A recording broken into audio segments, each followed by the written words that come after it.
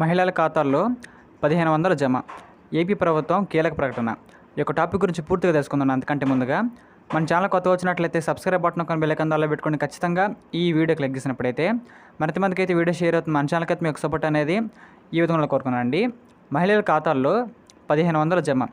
AP ప్రభుత్వం కీలక ప్రకటన రావడం జరిగిందండి. ఇక్కడ చూసినట్లయితే ఏపీ ప్రభుత్వం ఎన్నికల హామీల అమలుపై మనకైతే ఫోకస్ చేసిందని చెప్పుకోవచ్చండి. అధికారంలోకి వచ్చిన తర్వాత సూపర్ 6 అమలు చేస్తామని కూటమి ప్రభుత్వం మనకైతే ఇక్కడ మేనిఫెస్టోలో ప్రకటించారని చెప్పుకోవచ్చండి. అధికారంలోకి వచ్చిన తర్వాత పెన్షన్ 4000 పెంచుతూ అమలు చేస్తున్నారని చెప్పుకోవచ్చు. అదేవిధంగా ఇతర హామీలు అమలుపై మనకైతే ఒక్కొక్కటిగా కసరత్తు మొదలైంది అని చెబుతున్నారండి.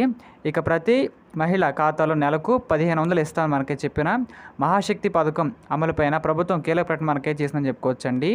ఇంకా అదేవిధంగా చూసినట్లయితే హామీల అమలు చూసినట్లయితే ఏపీ ప్రభుత్వం సూపర్ 6 హామీల అమలుపై ఖచ్చితంగా స్పష్టత ఇస్తామని చెప్పుకోవచ్చండి.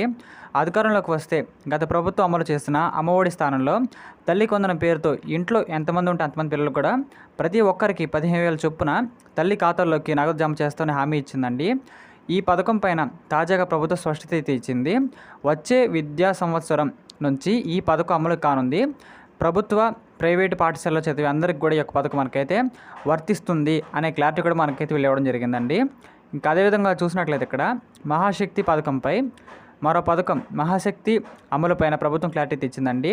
మహాశక్తి పథకం ద్వారా 18 ఏళ్లు పైబడిన మహిళలకైతే ఆర్థిక సాయం అందిస్తామని స్త్రీ శిశు సంక్షేమ శాఖ మంత్రి గుమ్మడి సంధ్యారాణి తెలపడం జరిగిందండి.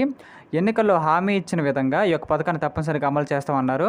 పథకం అమలు కోసం అదేవిధంగా విధి విధానాలు రూపొందించామని త్వరలోనే జారీ చేస్తామని కూడా చెప్పడం జరిగిందండి. ప్రతి మహిళలకు కూడా నెలకు 1500 రూపాయలు మనకి చొప్పున ఆర్థిక సహాయం అందిస్తామని మనకైతే ఇక్కడ శాసనమండలిలో ఇక్కడ సభ్యుల ప్రశ్నకైతే మంత్రి సంధ్యారాణి గారి సమాధానం కూడా ఇవ్వడం జరిగిందని చెప్పుకోవచ్చండి. అంటే మన అసెంబ్లీలో జరిగిన మాటల్లో.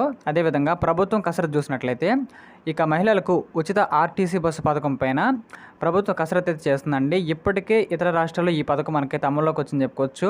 అధ్యయనం చేసి అదేవిధంగా ప్రభుత్వం నివేదిక ఇచ్చారు. ఈ పథకాన్ని ఆగస్టు 15 విశాఖలో ప్రారంభించాలని ప్రభుత్వం సూత్రప్రాయంగా నిర్ణయించిందండి. తుది నిర్ణయం తీసుకోవాల్సిన అవసరం అయితే ఉంది. ప్రస్తుత రాష్ట్ర ఆర్థిక పరిస్థితిని పరిగణలోకి తీసుకుంటే సంక్షేమ పథకాల కొనసాగింపుపైన ప్రభుత్వం కార్యాచరణ మనకి సిద్ధం చేస్తుందని చెప్పుకోవచ్చు. అమలుపైన అధికారికంగా ప్రకటన మనకి త్వరలోనే వచ్చే అవకాశం ఉంది అని సింపుల్గా మనకైతే అర్థమవుతుందని చెప్పుకోవచ్చండి. ప్రకారంగా అంటే మన టీడీపీ ప్రభుత్వం అధికారంలోకి వచ్చింది కాబట్టి అన్ని రకాలైన పథకాలు మనకైతే కొంచెం లేట్ అయినా సరే అన్నీ కూడా మనకైతే ఇక్కడ వస్తాయి అనే నమ్మకం మనకైతే వీళ్ళందరూ కూడా కల్పించడం జరిగింది అని చెప్పుకోవచ్చండి. ఇలాంటి మరిన్ని కరెంట్ అఫైర్స్ కోసం మన ఛానల్ని లైక్ చేయండి, షేర్ చేయండి, సబ్స్క్రైబ్ చేయండి ఖచ్చితంగా. Thank you.